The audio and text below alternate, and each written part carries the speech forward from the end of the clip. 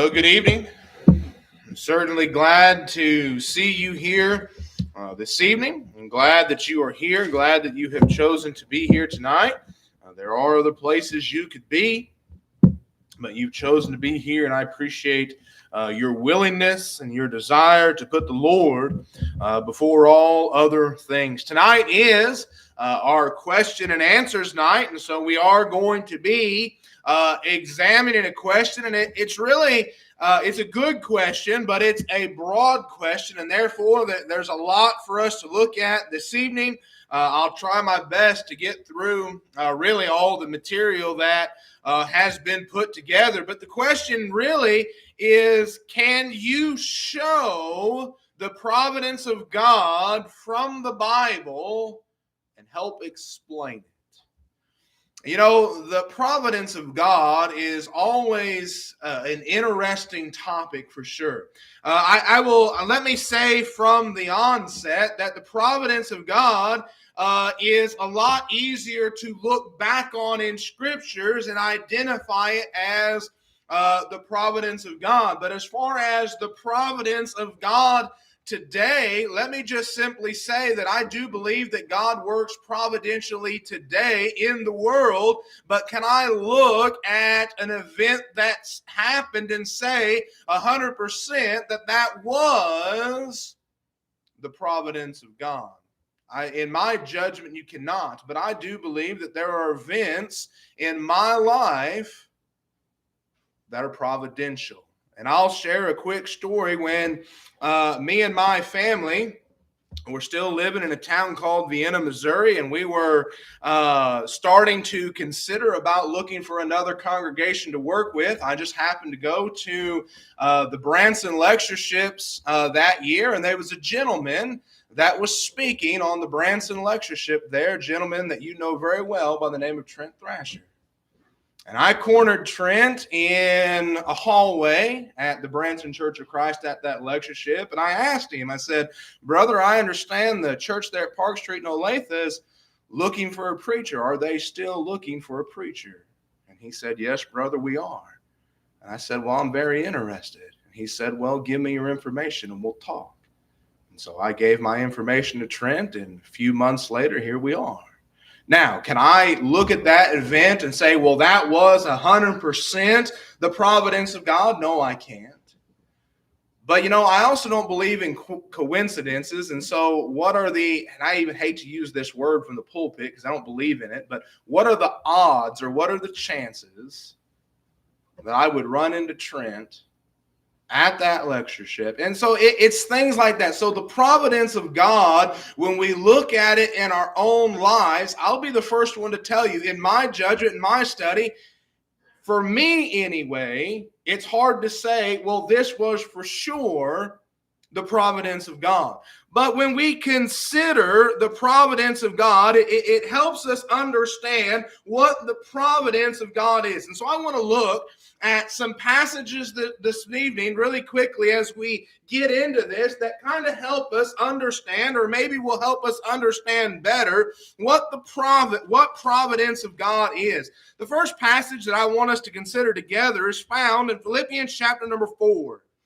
Philippians chapter number 4, and I want you to consider with me something that Paul would write in verse number 19. Philippians chapter 4 and verse number 19. Paul, as he's writing to the church at Philippi, really as he's closing this letter out, as he's giving them some final exhortations, some final greetings, he writes this verse. Now remember, Paul, an inspired writer of God, in Philippians chapter 4, verse number 19 says, "But my God shall supply all your need according to his riches in glory by Christ Jesus." And so here Paul is writing to Christians at Philippi, and he says, listen, you're going to be going through some times, you're going to have some needs that come up, but God is going to take care of you.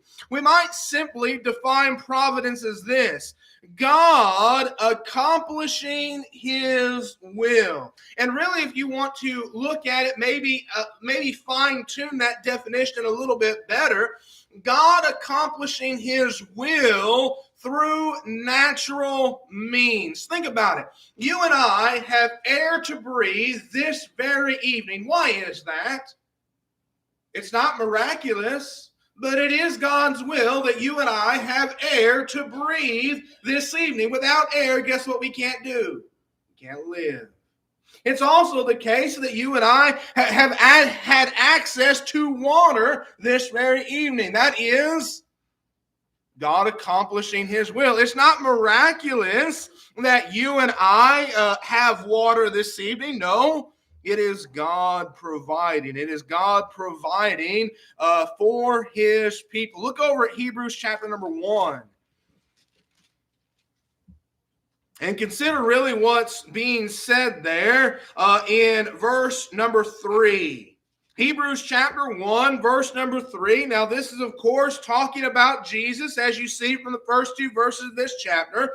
But Hebrews chapter 1, verse number 3, who, being the brightness of his glory and the express image of his persons, and upholding all things by the word of his power, when he had sat down by himself, purged our sins, sat down on the right hand of the majesty on God. Draw your attention to that phrase, upholding all things by the word of his power. And so by the word of Jesus, everything is upheld. And you know, sometimes when we think about God providing, sometimes God provides in ways that maybe we don't even think about.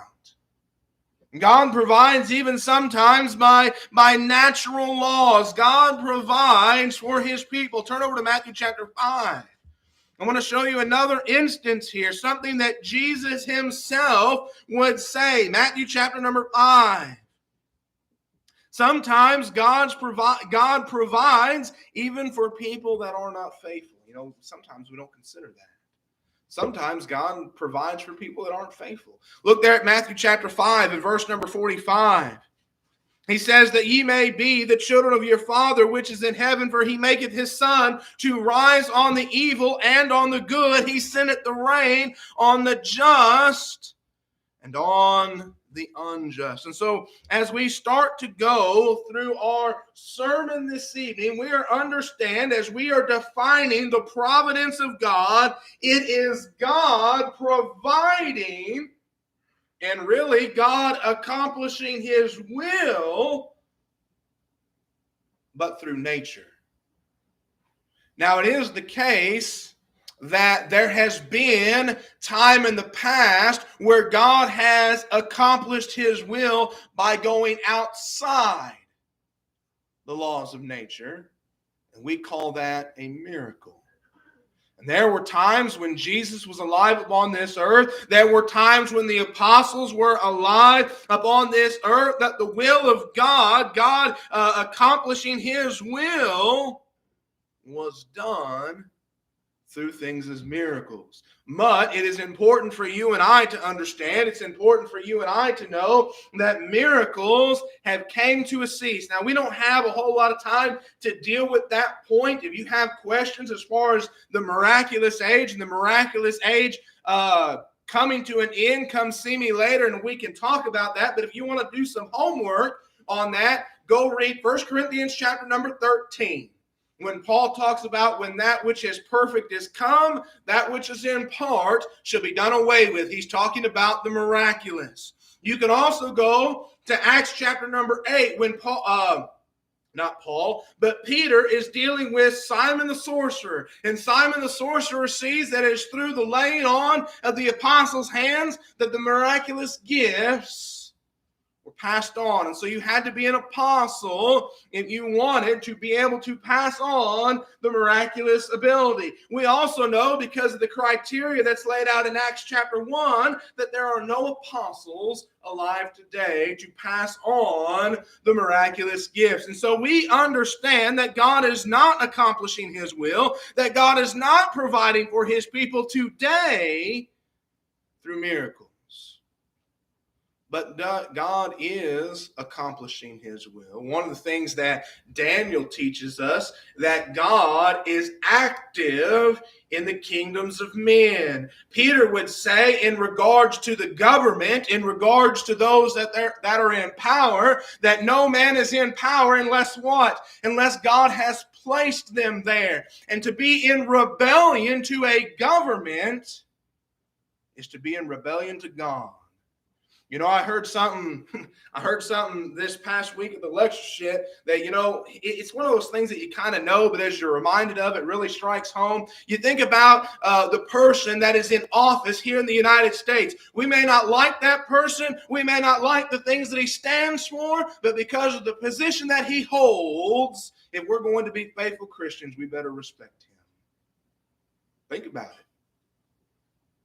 God has placed them. Now we're getting off on a tangent that has nothing to do with our lesson. So let's focus back on the providence of God. So what we're going to do this evening, I want to look really at 4 points as far as providence goes. And one of the things that the question really asked about was, can you show evidence of providence in the Bible? And so we're going to look at some episodes of providence in the Bible. And, I'm sitting here. You ever, do something, and then when you're going back over it, you realize that, man, you've missed the obvious one? I'm sitting here looking at the 4 people that I have under my first main point of examples of the providence of God, and I missed the obvious one. And so I'm going to have to give you a bonus point. I did not include Esther in that. Now, how terrible is that?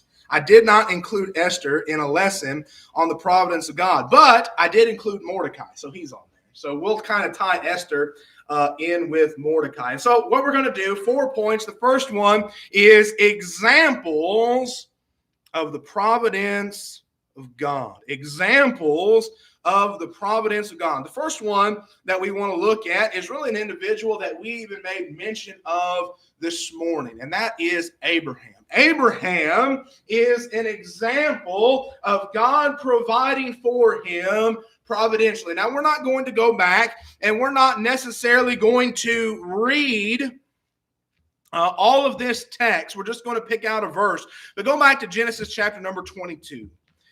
And if you remember from your own study, and if you remember from our discussion this morning, this is the third test, or the third testing of Abraham's faith, when he's told by God to take his son Isaac, and you're going to take Isaac, you're going to take him over here to Mount Moriah, and you are going to sacrifice him. Now, there's something that I want you to lay hold of. And if you look here, first of all, at verse number 7 of Genesis chapter 22, let's start there.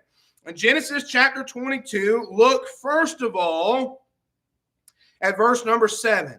And Isaac spake unto Abraham his father, and he said, My father. And he said, Here am I, my son. And he said, Behold the fire and the wood, but where is the lamb for a burnt offering? And Abraham said, My son, God will provide himself a lamb for a burnt offering. So they both went of them together. Now, of course, Abraham is answering because he knows at that point in time who the lamb's going to be. It's going to be Isaac. But notice the faith that Abraham had. The Lord will what? What's the word he uses? The Lord will provide.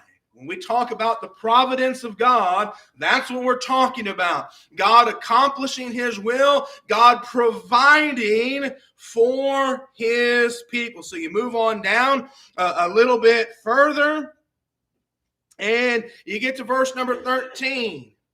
And Abraham lifted up his eyes and looked, and behold, behind him a ram caught in the thicket by his horn. And Abraham went and took the ram and offered it up for a burnt offering in the stead of his son. And Abraham called the name of that place Jehovah, as it is said to this day, In the mount of the Lord it shall be seen. What happened? The Lord provided a sacrifice. Turn over to James chapter number 2. I want to show you something from James chapter 2 in relationship to this. James chapter 2, and I want you to specifically look at verse number 21. James chapter number 2, verse number 21, the question is asked, was not Abraham, our father, justified by works when he had offered Isaac his son upon the altar? What was ultimately offered upon the altar? The ram was. Now, as we made mention this morning, the Greek in the book of Hebrews chapter 11 indicates that what Abraham did was a completed action. And so Abraham is a prime example of the providence of God, because here they're going to worship God. Here they're going to sacrifice to God. And even Isaac says, listen, we got the fire, we got the wood, but we don't have the sacrifice. God will provide. And after Abraham showed that he was going to be faithfully obedient to God, what did God do? He provided for Abraham. He made sure that what Abraham needed was there. I think another providence that we sometimes don't think about is Joseph. Turn back in your Old Testament to Genesis chapter number 39. Genesis chapter number 39. And I want to show you some things that are going to go on here. Now, to set the scene as we're moving to Genesis chapter number 39, you remember Joseph was sold by his brothers into slavery. And he happens to come to Egypt, and he happens to come into the house of Pharaoh, the house of Potiphar in verse number 1. He eventually gets to Pharaoh. He's got to go to Potiphar first. But as you read through the text here in Genesis chapter number 39, as he's living in Potiphar's house, Potiphar is excelling. But Joseph runs into a little bit of trouble, doesn't he? He runs into Potiphar's wife. If you look at verse number 7, and it came to pass after these things that his master's wife cast her eyes upon Joseph, and she said, Lie with me. But he refused and said unto his master's wife, Behold, my master rotten not what is with me in the house, and he hath committed all that he hath to my hand. There is none greater in this house than I, neither hath he kept back anything from me but thee, because thou art his wife. How then can I do a great wickedness and sin against God? And so here Joseph understood that, listen, I can't do this, because not only will I be sinning against Potiphar, but more importantly, who would he be sinning against? He says, I will be sinning against God. So much so that as you continue to read the chapter, that she, after advance, that he finally has to flee the house naked. You ever thought about that? He has to run away, leaving his clothes behind. Why? Because he had to do what was right. He said, I cannot do this thing. He left his garment and he fled. He got away from there. And of course, if you have, let's be honest, if you have a woman or anybody for that matter that's acting in this way towards someone that they shouldn't, in other dealings, are they going to be honest? The answer is no. And so, of course, what happens to Joseph? He ends up in prison. But isn't it an interesting thing who he ends up in prison with? Now, I wish we had a lot of time to delve into this. I mean, the clock back there doesn't work, so we could just, go till midnight. Well, we won't do that. But he ends up in prison with the butler and the baker. Of course, you see that there in Genesis chapter 40. Of course, those individuals, they're each going to have a dream. And of course, he interprets that dream. And of course, at the end of the end of chapter number 40 and verse number 23, yet did the chief butler remember Joseph not, but forgot him. As 41 opens up, of course, you have 2 full years that Pharaoh has his dream. Finally, the butler remembers old Joseph, who's sitting in prison. And of course, just trying to fast forward through this as we can kind of get to the point that I'm trying to make. Joseph eventually comes before Pharaoh. He's able to interpret Pharaoh's dream. And he tells him about that you're going to have 7 years of plenty, but after the 7 years of plenty, man, you are going to have 7 years famine. Now, there's some passages that I want us to consider together. Go to Genesis chapter 43. So you have all this happening, that Joseph is sold into Egypt. He ends up in Potiphar's house because he does what's right. He ends up in prison. And eventually, as time goes on, he ends up before Pharaoh, and he ends up being someone that's in charge. Look with me at Genesis chapter 43, and look with me at verses 5 through 8. Genesis chapter 43, verses 5 through 8. Now, this is, of course, if you remember that there was famine in the land, and so they had to go to Egypt, and their father said, you need to buy us a little food. And Judah spake to him, saying, because you remember they had already went there the first time. And so anyway, if we get to verse number 5, we don't have time to hash out the whole timeline.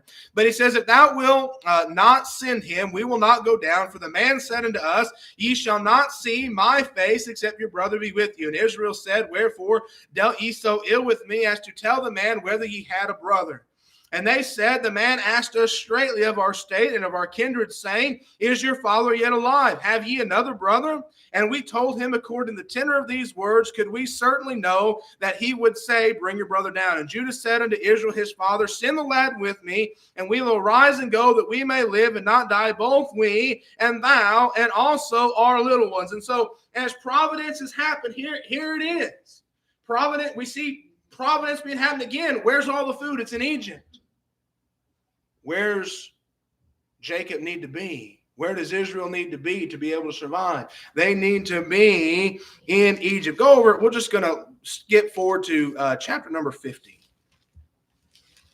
And it may be this other verse that I have written down here. There's one that I wrote several down to consider, and we just don't have time to look at them all.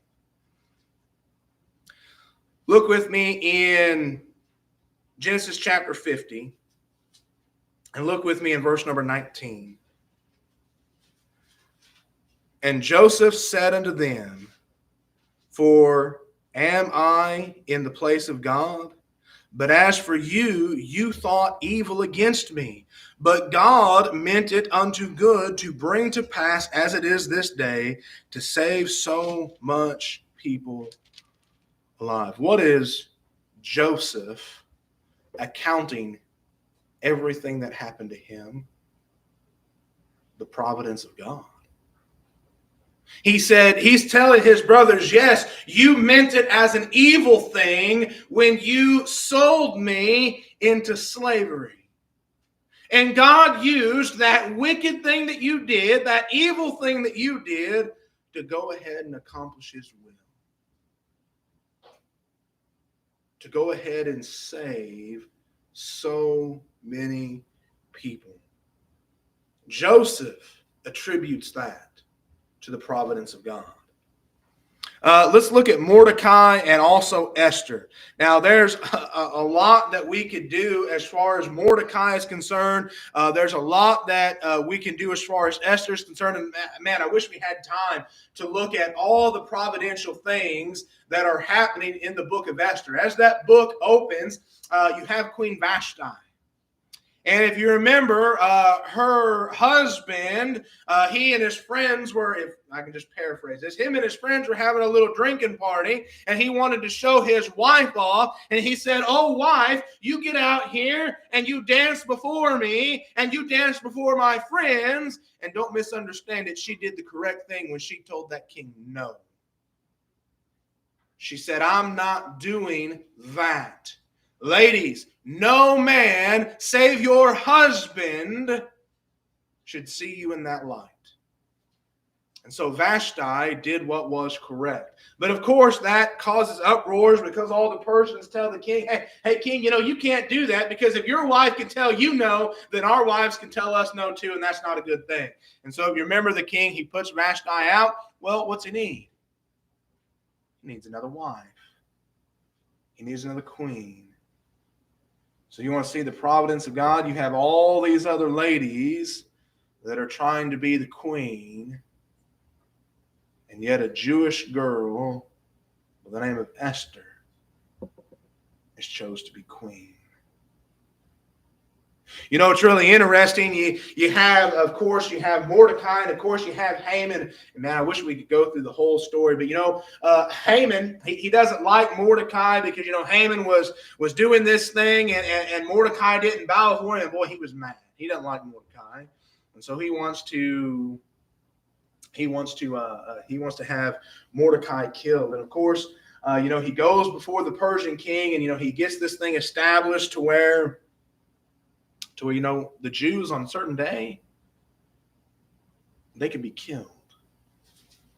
And the thing about Persian law, as you probably well know, once a Persian law was signed into law, even the king himself could not change that law. A good example of this is found in Daniel chapter 6. When King Darius signed that decree that if any worship is offered to anybody but him, they're going to be thrown into a lion's den. And you remember when Darius realized that those individuals that would have been sucking up to him had just done it so they could get Daniel killed. You know how Darius felt? And he was sad. He stayed up all night trying to find a loophole in the Persian law. But he couldn't do it. And so Daniel had to go to the lion's den. So here it is. This is signed. And so you go over to, and we'll just turn over there. Look over at Esther chapter number 4. It's a verse, probably the most well-known verse in all of Esther. But I think it's worthy of our consideration. There is no evidence really within the book of Esther that Mordecai maybe even truly knew the extent of the Persian law as far as the king, raising his scepter. But, Esther does tell him that, listen, if I go in before the king and the king hasn't summoned me, you know what's going to happen to me? Esther says, he'll kill me. If I go in before him and I haven't been summoned, he will kill me. Then note the words of Mordecai in Esther chapter 4 and verse number 14. For if thou altogether holdest thy peace at this time, then shall there enlargement and deliverance arise to the Jews from another place. Now let's stop right there. Notice the faith in Mordecai. Mordecai is talking to Esther and he says, listen, if you don't do nothing in the position that you're in, deliverance for the Jews is going to come elsewhere. But consider what he says. He says, but thou and thy father's house shall be destroyed. And who knoweth whether thou art come to the kingdom for such a time as this? How did Mordecai know that king would raise his staff? He didn't. How did Esther know that king would raise his staff? She didn't. But you know what it is? It's God accomplishing his will. It's Mordecai saying that, listen, God's going to provide for his people. And Esther, it's either going to be because you do something or because somebody else does something. But God is going to provide for his people. You get to thinking about other instances in the scriptures. The Ethiopian eunuch, and maybe this one isn't so much providence, because I guess there could be some miraculous involved in it. But you think about the Ethiopian eunuch as he's getting in that chariot and he's ready to go on that trip. When he left, he had no idea that he would meet Philip. But God is going to provide. Now, God did, of course, come to Philip and tell Philip that, hey, you need to go join yourself to this chariot. But what do we see at the very least? God providing for his people. And so there's a few examples of where we can look at the providence of God, at God providing for his people. There are certainly other passages in Scripture, and we don't have time to look at all of these. We're just going to make mention of them where it certainly shows that God is active in helping with his people. What about 1 Corinthians chapter 10 and verse number 13? Notice what that says, 1 Corinthians chapter 10. We won't look at all these, but we are going to look at some of these. If you're taking notes, this is technically point number 2, passages which indicate that God is active. And of course, we know that this is not going to be active in a miraculous sense, but look at 1 Corinthians chapter 10. Look there at verse number 13. There hath no temptation taken you, but such is common to man. But God is faithful, who will not suffer you to be tempted above what you are able, but with temptation also make a way to escape, that you may be able to bear it. Is God not active in that? Is God not providing? Has God not provided a way of escape for his people? You know, I think about several passages. If you want to write these down, Deuteronomy chapter 31, verse 6. You can also cross-reference Hebrews chapter 13, verses 5 and 6, Matthew chapter 28, verses 19 and 20. But really just the idea that God has promised to never forsake us. God has promised never to leave us. God is active. God is with and is caring for his people. Look over at Romans chapter number 8. Romans chapter number 8. Look there at verse number 28. Romans chapter 8 and verse number 28, and we know that all things work together for good to them that love God, to them who are the called according to his purpose. What is God doing? He's working for his people. He's providing for his people. You know, one of the things, though, that I think we have to remember is that, yes, God is active in providing for his people. But we have to understand that just because God is active, just because the providence of God is possible, just because God is providing a way for his will to be accomplished, doesn't mean that God will cause us to not be harmed. Does that make sense?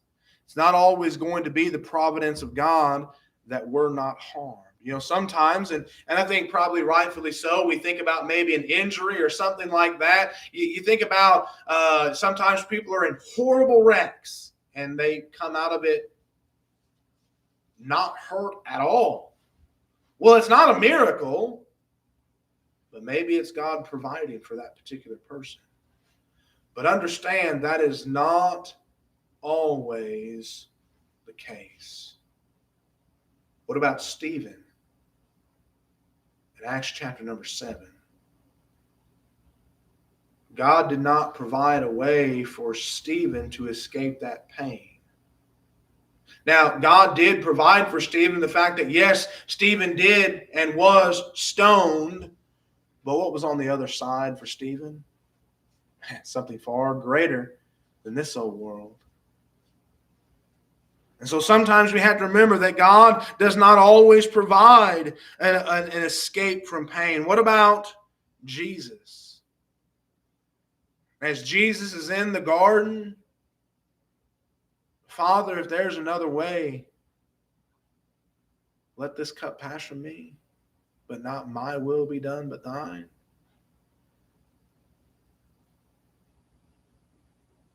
Do you think God wanted to be able to ease the suffering of his son? Yeah. Could he? No. So God provides, but sometimes it's not necessarily in the way that we want.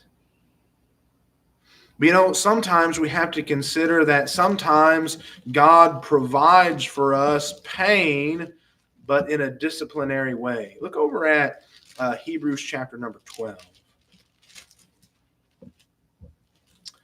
And look at let's start in verse number 5. Hebrews chapter 12, verse number 5, and it says, "And ye have forgotten the exhortation which speaketh unto you as unto children, my son, despisest not thou the chastising of the Lord, nor faint when thou art rebuked of him. For whom the Lord loveth, he chasteneth, and scourgeth every son whom he receiveth." So sometimes, you know what? Sometimes we have to experience that pain, that discipline, to understand what's right. And so God's not always going to provide the escape from pain, but sometimes God may provide the pain as a form of discipline. And so can you show the providence of God from the Bible, and can you help explain it? Well, hopefully these passages that we've looked at this evening have maybe somewhat better demonstrated the providence of God. I'll be the first one to tell you that I don't claim to be an expert in it, because it's one of those things that it's easy to look back on in scriptures and say, I can see the providence of God in that.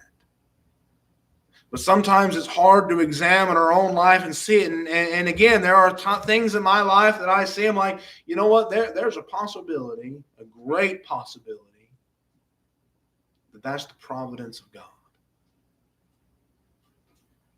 I firmly believe, as I open this lesson, that it was the providence of God for me to be here, to be with this congregation. And let me say that I love each and every one of you so very much. You each hold a very dear place in my heart, and I pray that we have many more years to labor together.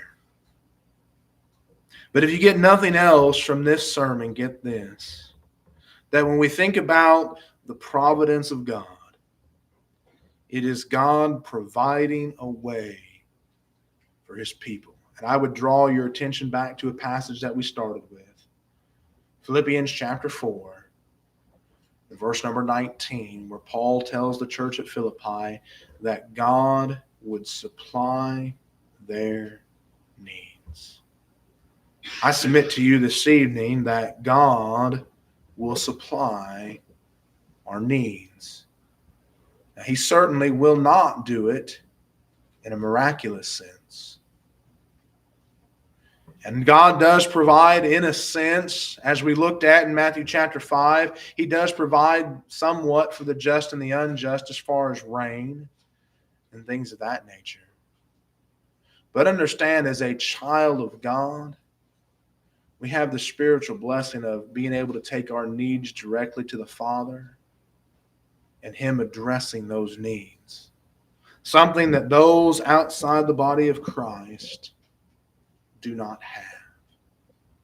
And so if you're here this evening and you find yourself outside the body of Christ, our plea is for you to make that right. If you're not a child of God, our plea for you this evening is to become a child of God. If you are a child of God but are living in sin, our plea for you this evening is to make that sin right with God. This evening we extended to you the Lord's invitation. If you have a need, let it be known as together we stand and we sing.